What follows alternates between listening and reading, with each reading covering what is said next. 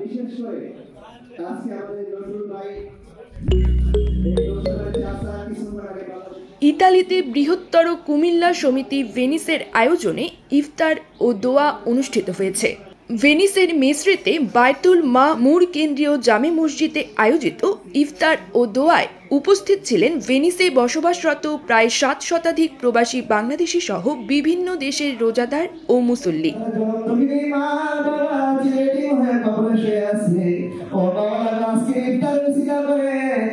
সে সময় মসজিদের ইমাম হাফিজ আব্দুল আজিজ দোয়া পরিচালনা করেন।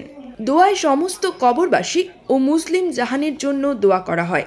সে সময় উপস্থিত ছিলেন বৃহত্তর কুমিল্লা সমিতি ভেনিসের সভাপতি আবুল কালাম আজাদ, সাধারণ সম্পাদক আজাদ খান সহ সংগঠনের সাবেক নেতৃবৃন্দের মধ্যে নজরুল ইসলাম, শাহাদাত হোসেন প্রমুখ সহ বিভিন্ন রাজনৈতিক, সামাজিক ও আঞ্চলিক সংগঠনের নেতৃবৃন্দ।